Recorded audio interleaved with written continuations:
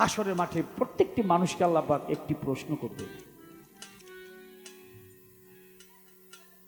কি প্রশ্ন করবে? আপনাদেরকে প্রশ্ন করবে, সব মানুষকে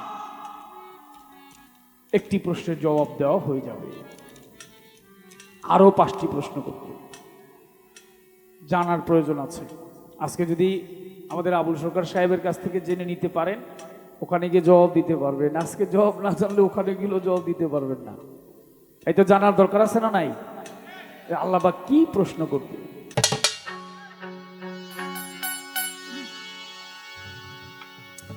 পালাটা হাসর এবং কিয়ামত।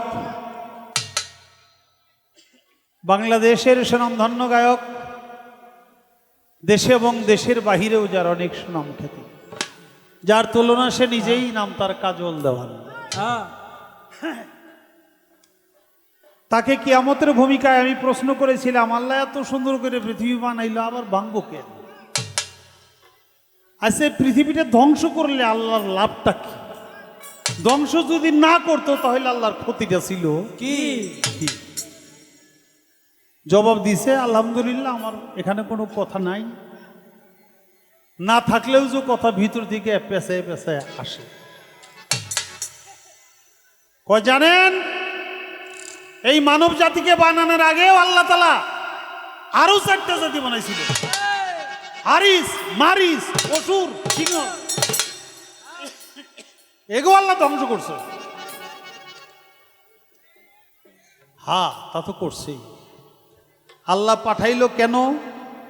আমি কোথায় ছিলাম, এখানে এলাম, 2 দিন পরে আবার কোথায় যাব, কে আমারে পাঠাইলো, আমার কর্মটা কি, আমার যে মালিক সে মালিকটা কে, আমাকে চিনতে হবে, জানতে হবে। না হইলে আইলাম আর গেলাম, খাইলাম আর হইলাম, দেখলাম শুনলাম, কিছুই বুঝলাম না। এই শ্রেণীর যখন হয় তখনই ধ্বংস হয়ে যায়। আর আমার ভিতর থেকে খালি ধাক্কায়, আবুল আবুল রে তুই একটু কাজল দেওয়ান রে, জিগে আইলাম আর গেলাম, খাইলাম আর হইলাম, দেখলাম শুনলাম, কিছুই বুঝলাম না। এই জন্য আল্লাহ ধ্বংস করে। এই বর্তমান যে মাসটা আরবি, এই আরবির মাসটার নাম কি বাবা বলতে পারেন না? মহরম মাস। মহরম শব্দের অর্থ হইল রক্ত ঝরা, নাকি বাবা? এই মহরমের চাঁদে অনেক ঘটনা দলিল পত্রে উল্লেখ করেছে, একটা ঘটনাকে ধামাচাপা দেওয়ার জন্য। একটু কথা আগে বলে নেই, মহরমের চাঁদের 10 তারিখ আল্লাহ পৃথিবী বানাইছে। আমরা শুনেই কই আলহামদুলিল্লাহ। মহরমের 10 তারিখে আল্লাহ তাআলা আদমকে ক্ষমা করছে, আমরা কই জোরে জোরে আলহামদুলিল্লাহ। মহরমের 10 তারিখে ইব্রাহিম খলিলকে আগুন থেকে আল্লাহ মুক্তি করছে, জোরে জোরে কই আলহামদুলিল্লাহ।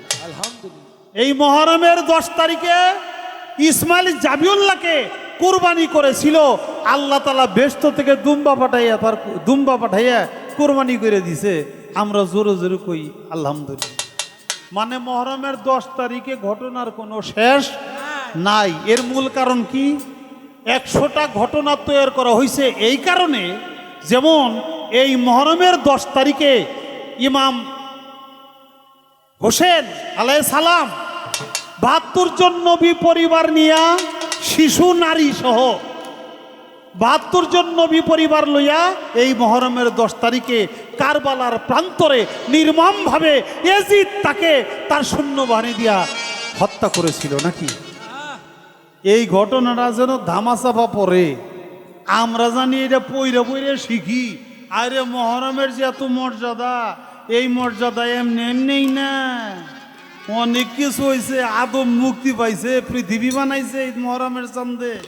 ইসমাইল জাবিউল্লাহর কুরবানি হয়েছে মহরমের 10 তারিখে। ইউনুস নবী মাছের পেটটা উদ্ধার হয়েছে, ইসমাইল জাবিউল্লাহ কুরবানি হয়েছে, ইব্রাহিম খলিল আগুন থেকে মুক্তি পাইছে। এগো সামনে এই 72 জন নবী পরিবার মরে গেছে, শাহাদত হয়েছে, এটা কোনো ঘটনাই না। এইটা মনে করানোর জন্য মুসলমান ইমানি মুসলমানদের আত্মা থেকে, হৃদয় থেকে এই মুহররমের চাঁদে এই 10 তারিখের যে নির্মম ঘটনা পৃথিবীর ইতিহাসে, এই ঘটনাকে ধামাচাপা দেওয়ার জন্য হাজারোটা ঘটনা তৈরি করা হয়েছে। মূল হলো মুহররমের চাঁদের যে ঘটনা 10 তারিখের, ইমাম হোসেন আলাইহিস সালাম 72 জন নবী পরিবার নিয়ে শহীদ হয়েছিল। এটা সত্যিকারে যারা মুসলমান, হোসাইনি মুসলমান, মোহাম্মদী মুসলমান, যারা মাওলা আলীকে ভালোবাসে, তারা তরিকাকে ভালোবাসে, তারা কেউ কোনোদিন হাজারোটা ঘটনা ঘটাইলেও এই মুহররমের চাঁদের 10 তারিখ তারা ভুলে যাবে না।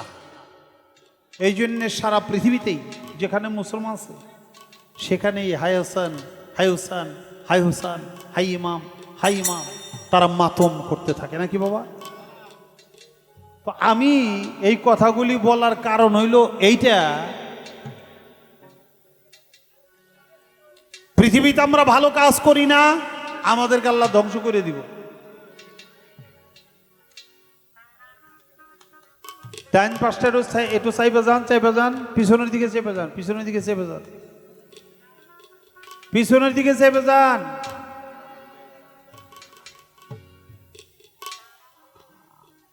আপনারা যদি কথা কন আমার কিন্তু আজকে খুব বড় বিপদ।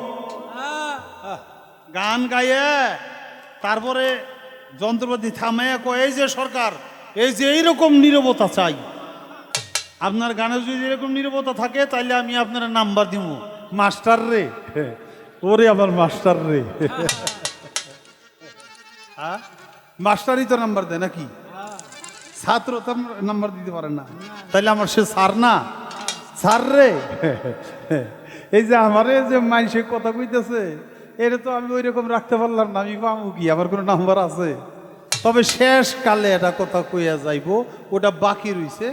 নাম্বার আমি পাবো না এটা আমি জানি, কারণ আমি ওই উস্তাদের ভালো কোনো ছাত্র না, আর মাস্টারেরও ভালো কোনো ছাত্র না। আমার মুর্শিদ কেবলারও ভালো একটা গোলাম আমি হইতে পারি নাই। অতএব কারণে আমার ভাগ্যে কোনো নাম্বার নাই, এটা আমি জানি।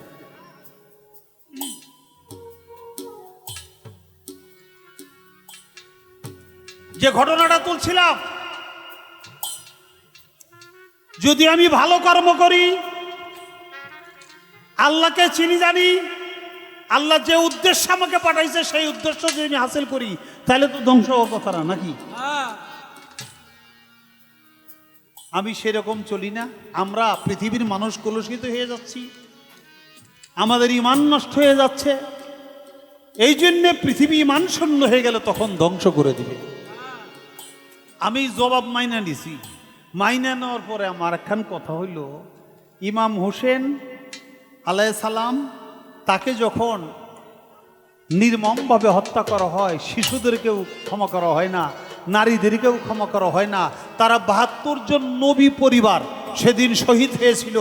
আর টুপি দাড়ি মাথায় দিয়া, আজকন পায়জামা পইরা, কপালে নামাজের দাগ লইয়া তারাই এই নবী পরিবারকে হত্যা করছে। কোনো খ্রিস্টান হত্যা করে নাই, কোনো ইহুদি করে নাই, কোনো বৌদ্ধ করে নাই, কোনো হিন্দু করে নাই। নাকি অন্যরা করছে? করে নাই। কারবালার প্রান্তরের নির্মম ইতিহাস হলো 32 জন নবী পরিবার শহীদ হয়েছে, যা নিয়া মদিনা থেকে সে দামেস্কের পথে রওনা করেছিল কারবালার প্রান্তরে মানুষদেরকে বায়াত করার জন্য। আর এজিদের সৈন্য সংখ্যা ছিল 32,000। সে পরিকল্পিতভাবে তাদেরকে কৌশল করে ডাইকে নিয়ে হত্যা করছে। আমি দুনিয়ায় ভালো কাজ করি না, তাই আমারে ধ্বংস করবে। আইলামের গেলাম, কাইলামার হইলাম, দেখলাম শুনলাম, কিছুই বুঝলাম না। তা আমার প্রশ্নটা হইল, 72 জন নবী পরিবার যে সেদিন শহীদ হইল কারবালার প্রান্তরে, এই শহীদ পৃথিবীর ইতিহাসে এত বিরল যে পৃথিবী যতদিন থাকবে ততদিন পর্যন্ত এই ইতিহাস মানুষ ভুলবে না। দেওয়ান শাহ, নবী পরিবাররাও কি আইলাম আর গেলাম, খাইলাম আর হইলাম, দেখলাম শুনলাম, কিছুই বুঝলাম না, এই দলের না? তারা সত্যিকারে আল্লাহওয়ালা। যদি আল্লাহ আল্লাহ হয়ে থাকে তাহলে সেদিন নবী পরিবারকে এইভাবে সমূলে ধ্বংস করে দেওয়ার কারণটা কি? আচ্ছা, কথা তো একটার মধ্যে আর একটা ঢুকে যায়, আমি করবো কি? আপনারা একটা কথা জবাব দিবেন। মনসুর হাল্লাস রহমতুল্লিল আলায় সে কি আল্লাহর ওলি ছিল না? ছিল। নিঃসন্দেহ তলি ছিল।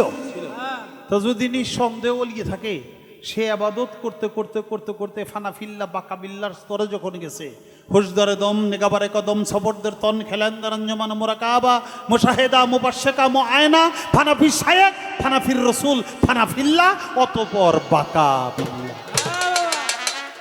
বাকাবিল্লা হলো আল্লাহর জাতের সাথে মিশে যাওয়া। এবাদতের মাধ্যমে আল্লাহর জাতের সাথে মিশে যাওয়া, খোদাকে নিজের মধ্যে প্রতিষ্ঠিত করে সে বলছিল আইনাল হক, আমি খোদা, আমি খোদা, আমি খোদা। সেই মনসুর হাল্লাজ রে কাজীর দলেরা কাফের ফতোয়া দিয়ে তার শরীরের চামড়া উঠে নিছে, নিছে না? তাই কি শেষ হয়েছে? শেষ করে না, তারা কাইটা কেটে 70 ভাগে ভাগ করছে। 70 টুকরা থেকেই কয় আইনাল হক, আইনাল হক, আইনাল হক, আমি খোদা, আমি খোদা। আরে কয় কি রে? আগে তো এক মুখে কইতো, তাও তো একটা মানান হয়েছিল। কাইটা 70 ভাগে ভাগ করছি, 70 টুকরা থেকে কয় আইনাল হক। ওরে রাখা যাবো না, আগুন জ্বালাই দে। আগুন জ্বালাইয়া মাংসের টুকরাগুলি পুরাইয়া ছাই বানাই দিছে। এখন পুরা ছাইতেও কয় আইনাল হক, আইনাল হক, আইনাল হক। অবসর সাগরের মধ্যে নিক্ষেপ করেছে, পুরা কয়লা থেকেও কয় আইনাল হক, আইনাল হক।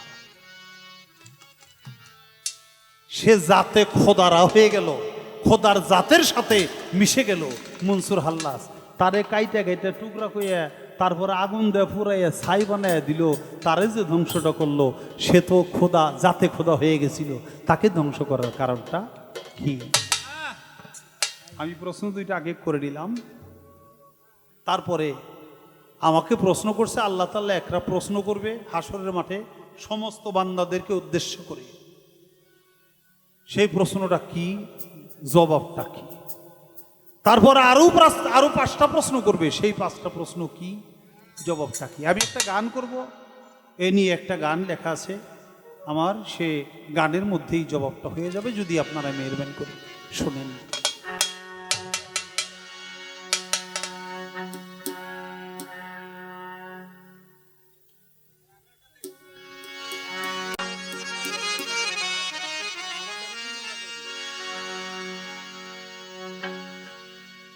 গেলে হাসরে জিগাইবে আল্লাহ পরওয়ারে,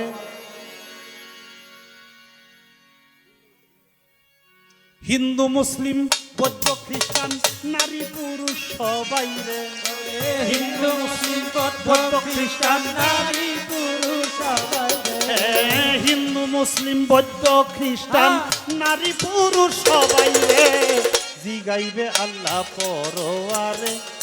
গেলে হাসরে জিগাইবে আল্লাহ পরওয়ারে।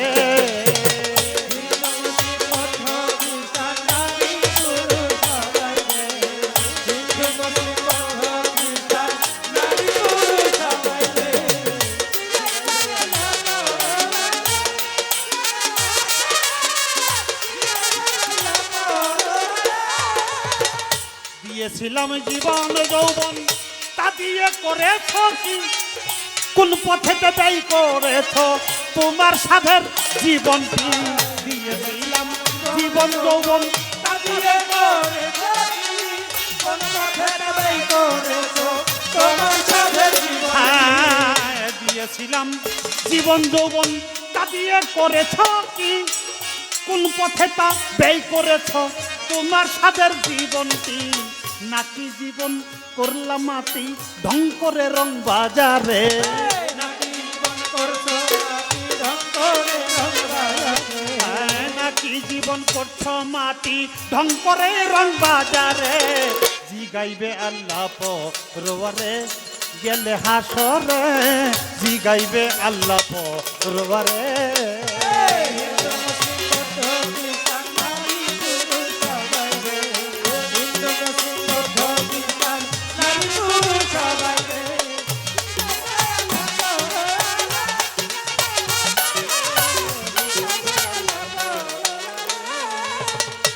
পথে অর্জন করেছ ব্যয় করেছ কোন পথে জ্ঞান করে কি পথ চলেছ মাওলাজির মুহাব্বতে কোন পথে অর্জন করেছ তাই করেছ কোন পথে জ্ঞান করে কি পথ চলেছ মাওলাজির মহাব্বতে কোন পথে অর্জন করেছ ব্যয় করেছ কোন পথে জ্ঞান করে কি পথ চলেছ মাওলাজির মুহাব্বতে যা করেছ দুনিয়াতে ফল পাবে তাই আখেরে যা করেছ দুনিয়াতে ফল পাবে তাই আখেরে। এই যা করেছ দুনিয়াতে ফল পাইবা তাই আখেরে জিগাইবে আল্লাহ পরবারে গেলে হাসরে জিগাইবে আল্লাহ পরবারে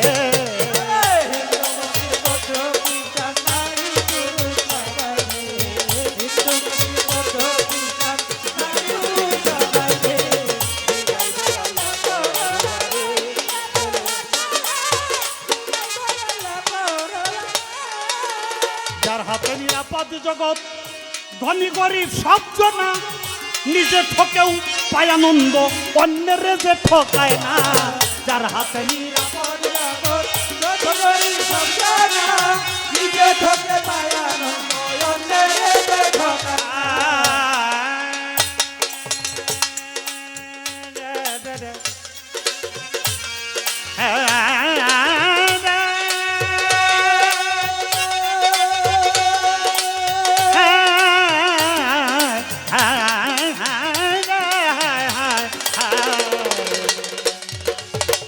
যার হাতে নিরাপদ জগৎ ধনী গরিব সব জনা নিজে ঠকেও পায় আনন্দ অন্যের তাও ঠকায় না তার হাতে নিজেই রাব্বানা পানি দিবে কাউসারে তার জন্য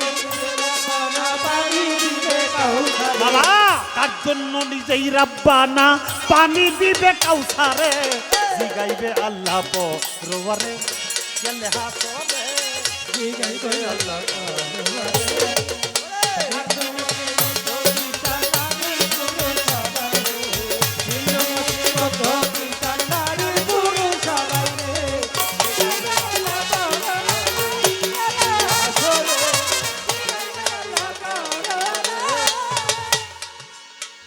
মানিকগঞ্জের আবুল বলে আমার কিছুই হলো না লোক দেখানো এবাদতে ধোঁকাবাজির কারখানা মানিকগঞ্জের আবুল বলে আমার কিছুই হলো না লোক দেখানো এবাদতে ধোঁকাবাজির কারখানা মানিকগঞ্জের আবুল বলে আমার কিছুই হলো না লোক দেখানো এবাদতে ধোঁকাবাজির কারখানা আশেকের কিছুই লাগে না মাসেক পাইলে অন্তরে আশেকের কিছুই লাগে না মাসেক পাইলে ও বাবা আশেকের কিছুই লাগে না মাসেক পাইলে অন্তরে জিগাইবে আল্লাহ পরবারে গেলে হাসরে জিগাইবে আল্লাহ পরবারে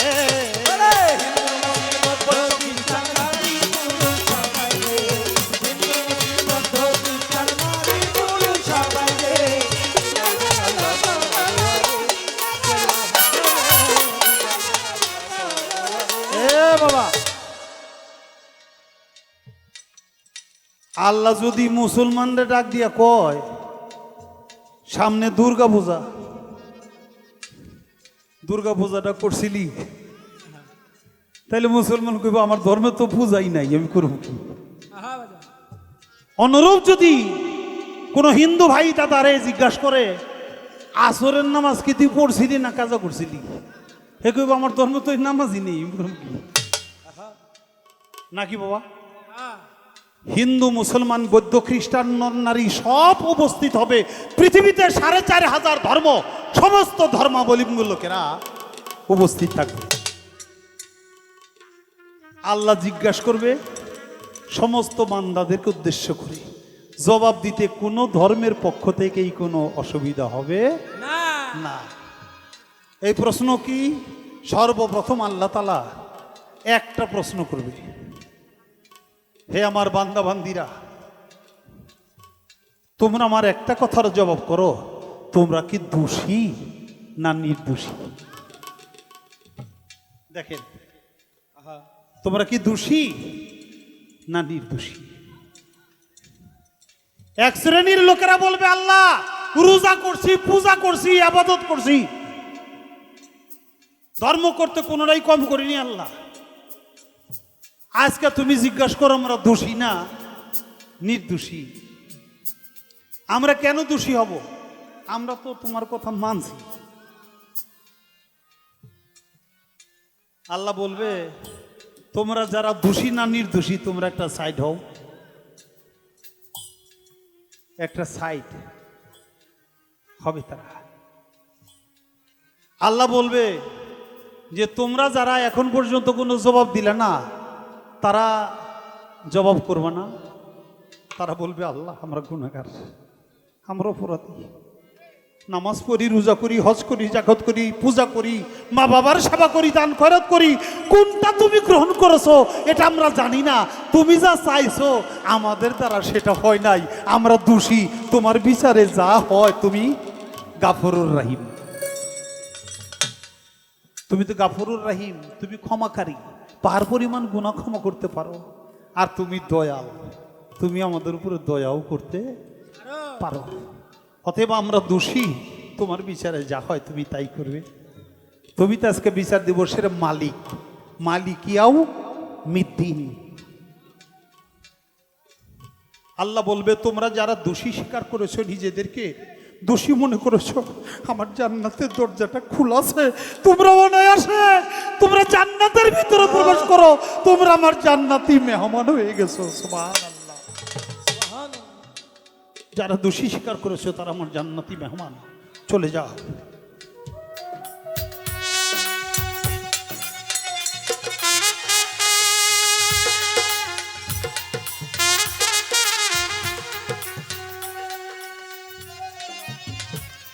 বাবা, হাজির বান্দার কোনো গুনাহ থাকে না,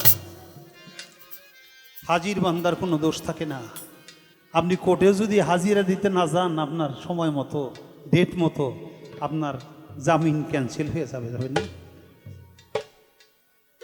হাজির হইছেন, আবুল 1 নম্বর আসামি, আবুল আছে, আবুল সরকার আছে। কোর্টে যে হাত জোর করে বলতে হয় হ্যাঁ স্যার আমি আছি, নাকি আমার জামিন ক্যান্সেল করবে না। হাজির নাই, না থাকার কারণেই আমার জামিন নেওয়ার পরেও আমার ক্যান্সেল করে আমাকে আবার পরোনা পাঠাবে।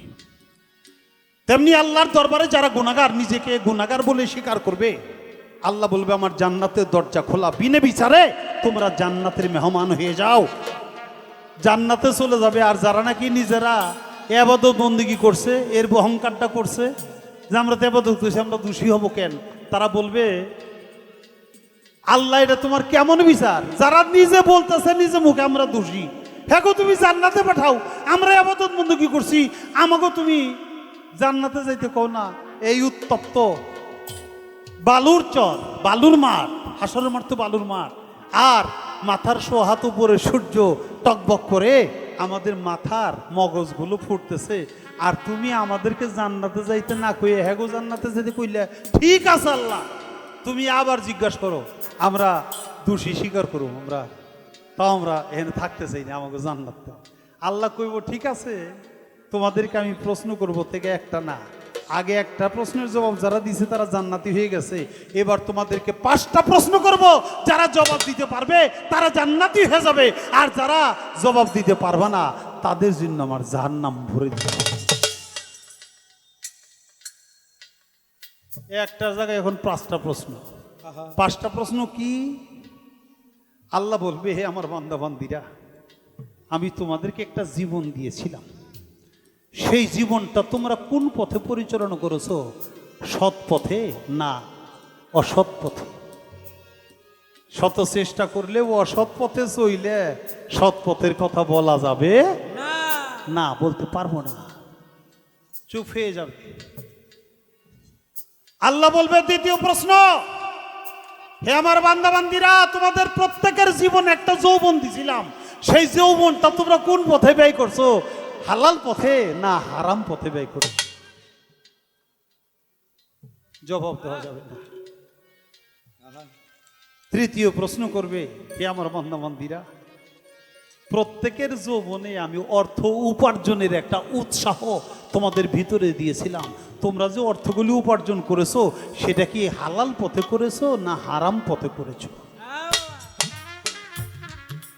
লাজবাব, জবাব থাকবে না।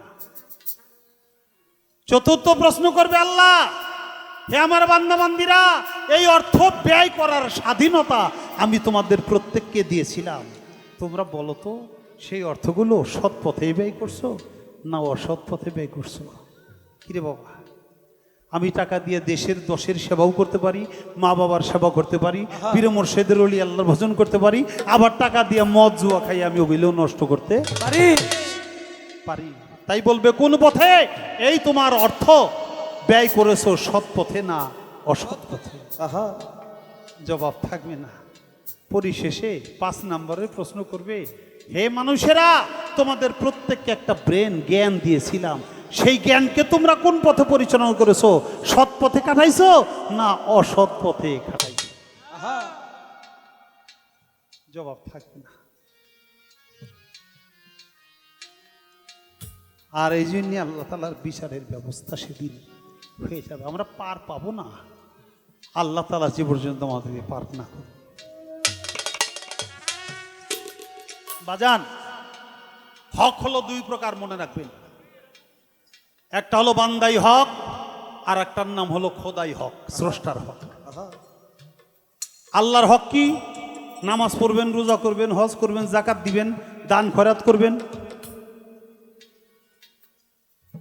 এগুলো আল্লাহর হক। নামাজ, রোজা, হজ, যাকাত, ইবাদত বন্দেগী বলতে যেটা বোঝায় সেটা হলো খোদাই হক। খোদাই হক আপনি নষ্ট করে আদায় করেন নাই, পাহাড় পরিমাণ গুনাহ করছেন, সেই পাহাড় পরিমাণ গুনাহ আল্লাহ ক্ষমা করবে যদি আপনি একবার খালেজ দিলে তওবা পাঠ করেন, আস্তাগফিরুল্লাহ রাব্বি মিন কুল্লি জামবে ওয়া তুবু ইলাইহি লা হাওলা ওয়ালা কুওয়াতা ইল্লা বিল্লাহিল আলিয়ুল আযীম। আল্লাহ ক্ষমা করে দিবে, কারণ আল্লাহ গাফুরুর রাহিম, ক্ষমাকারী। কিন্তু কোন বান্দাই হক নষ্ট করছেন, আল্লাহ বান্দাই হক নষ্ট করলে আল্লাহ কাছে 1000 বার ক্ষমা চাইলেও ক্ষমা করবে না। তাই বাজান, সাবধান সাবধান, মানুষে মানুষের ঠকাইয়েন না। আত্মীয় ঠকায় না মানুষে, রক্তরে বংশরে ঠকায় না, বোনেরে ঠকায় না, বাইরে সারাদিন বইরে আপনার জমিতে কৃষানে ক্ষেত নিরাইছে, কাম করছে, মাটি কাটছে, তার শরীরের ঘাম শুকানোর আগেই টাকা দেওয়ার কথা, পারিশ্রমিক দেওয়ার কথা। কিন্তু আপনি 3 দিন ঘুরাইয়া তারপরেও দিতেছেন না। আবার 5 দিন কাম করছেন, 5 দিনের টাকা দিবেন তো দূরের কথা, 4 দিনের টাকা দিয়ে যা যা বেটা খাওয়াইছি না তোরে। আবার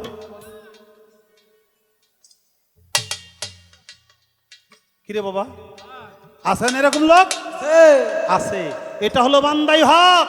যার যদি কোনো বান্দাই হক নষ্ট করেন, আল্লাহ তাআলার কাছে 1000 বার ক্ষমা চাইলেও আল্লাহ ক্ষমা করবে না, যতক্ষণ পর্যন্ত ওই বান্দা আপনাকে ক্ষমা না করবে। একটু আস্তে, আমি কথা বলতেছি, খারাপ লাগতেছে? স্যার আমি কোন নাম্বার পাবো?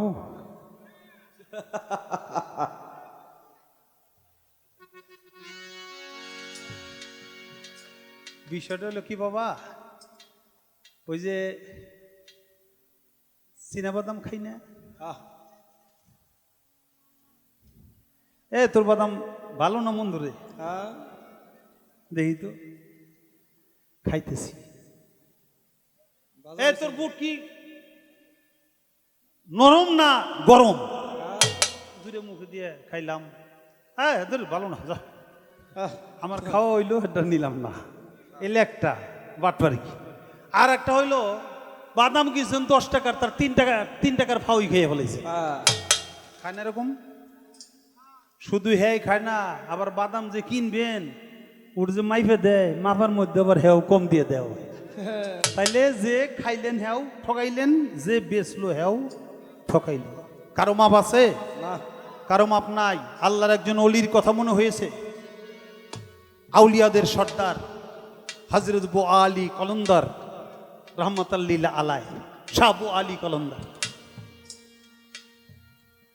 আউলিয়াদের সমাবেশ, সেই সমাবেশে গুরুত্বপূর্ণ তত্ত্ব কথা আলাপ আলোচনা করে। এ সময় ছোট্ট একটা টেনিস বল, এই বল এসে একটা আউলিয়ার মাথায় লাগছে।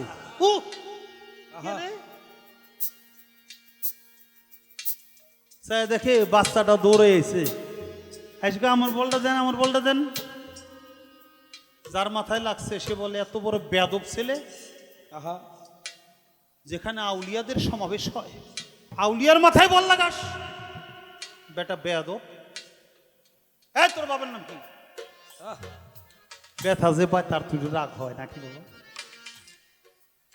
সাবু আলী কলন্দার থাপা দিয়া ওই আউলিয়ার হাত ধরছে, বাবা ওরে আর কিছু কইও না। কমুনা কেন, দেখেন না কামটা করলো কি? কয় যা বলার আমারে বলে। কারণটা কি? কে কও? আমার ছেলে। সাবু আলী কলন্দার রহমতুল্লাহ সে বলে, ও আমার ছেলে। কি আপনি আউলিয়া গো সর্দার, আপনার ঘরে এরকম একটা বেয়াদব সন্তান, এর কারণ কি? এটার জবাব দেন। সাবু আলী কলন্দার বলে, আমাকে একটু সময় দাও। ঠিক আছে দিলাম। উনি চক্ষু বন্ধ করে মেডিটেশনে বসছে, ধ্যানে বসছে। ধ্যানে বসে ওই সন্তানটা জন্ম নেওয়ার আগে চলে গেছে। আপনি এখন চক্ষু বন্ধ করে আপনার শিশুবেলার দিকে যাইতে পারবেন না? শিশুবেলায় কি করছেন, কার সাথে আড্ডাচারিতা করছেন, ভালো করছেন কি মন্দ করছেন, আপনার মায়ের সাথে কি করছেন, আপনার মা আপনাকে কেমন আদর করছে, আপনার বাবা আপনাকে কেমন আদর করছে, যাইতে পারবে। সাবু আলী কলন্দর চক্ষু বন্ধ করে যখন মেডিটেশন করছে, ধ্যান বসছে, ধ্যান করে দেখে সন্তান জন্ম দেওয়ার আগে উনি হাঁটতে হাঁটতে হাঁটতে হাঁটতে একটা খুরমার দোকানে গেছে। খুরমার দোকানে যেয়ে বলতেছে, তোমার খুরমাটা ভালো নাকি ভাই? হ্যাঁ খুব ভালো খুরমা, দেখি তো একটা খাইয়া। খাইছা, তোমার খুরমাটা তো ভালো। কত করে কেজি ভাই? এত টাকা কেজি। আমারে 1 কেজি দাও।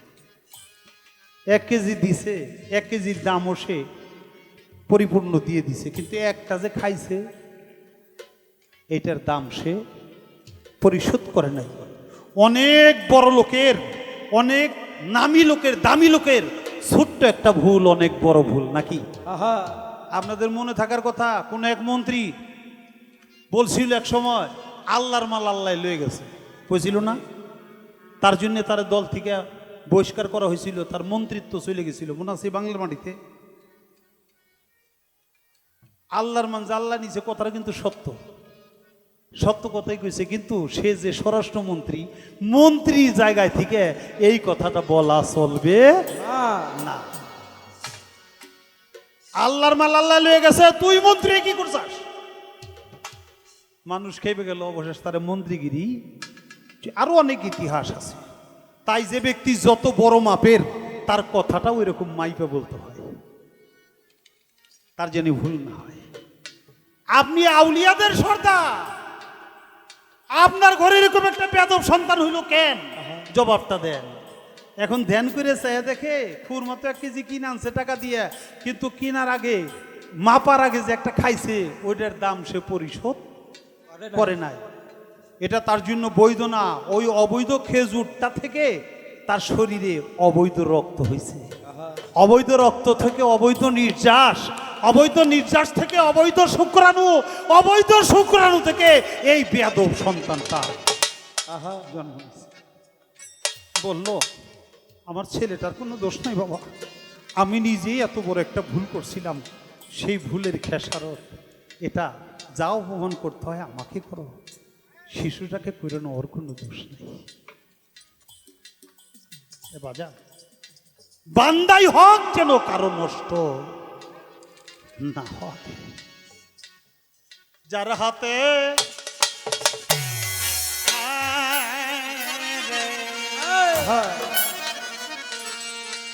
রে রে রে যার হাতে নিরাপদ জগৎ, ধনী গরিব শব্দ না, নিজে ঠকেও পায় আনন্দ, অন্যের ঠকায় না। যার হাতে নিরাপদ জগৎ, ধনী গরিব শব্দ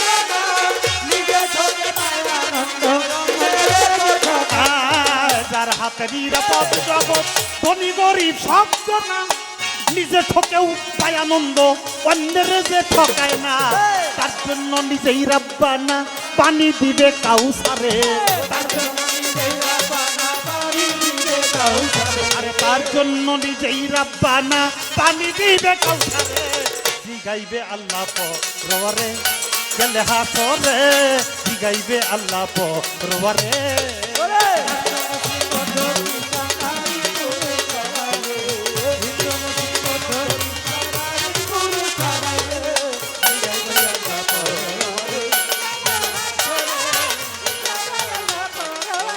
ও বাবা, জনমরে কয়ে গেলাম, আমি যে কত মানুষের ঠকাইছি, আমার কিছু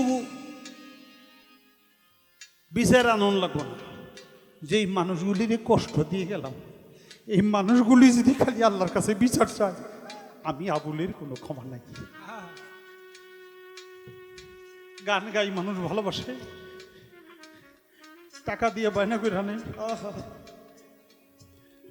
রাস্তা দিয়ে হাঁটি মানুষ সালাম করে, কদম বুঝি করে, হাত নিয়ে চুমা খায়, জোর করে পকেটে টাকা দিয়ে দেয়।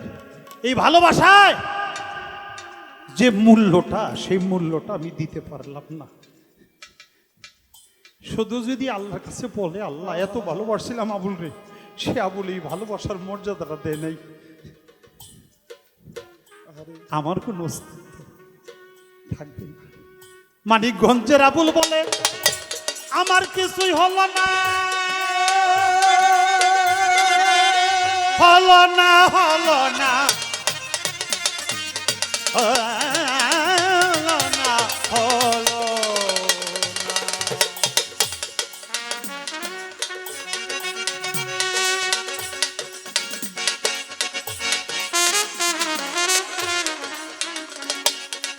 বাবা, হ্যাঁ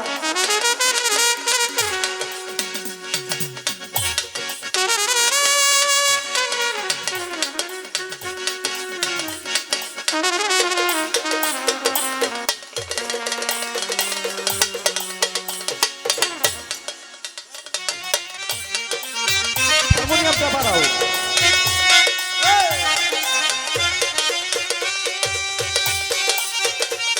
বাবা,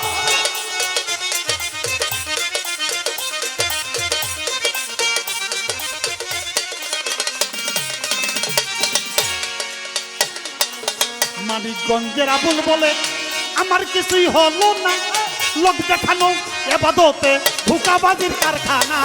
মানিকগঞ্জের আবুল বলে, আমার কিছুই হলো না, লোকে খাবে আমাকে ধোঁকাবাজি।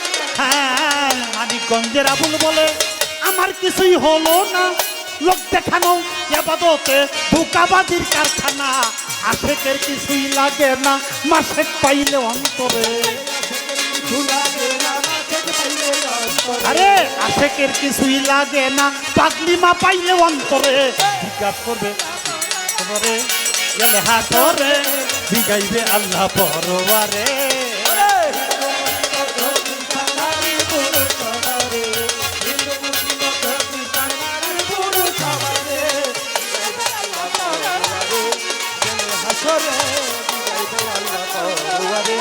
আরে হিন্দু মুসলিম বৌদ্ধ খ্রিস্টান নারী পুরুষ সবাই রে, হিন্দু মুসলিম বৌদ্ধ খ্রিস্টান নারী পুরুষ সবাই রে, জিগাইবে আল্লাহ পরওয়ারে গেলে হাসরে, জিগাইবে আল্লাহ পরওয়ারে গেলে হাসরে, জিগাইবে আল্লাহ পরওয়ারে গেলে হাসরে, জিগাইবে আল্লাহ পরওয়ারে।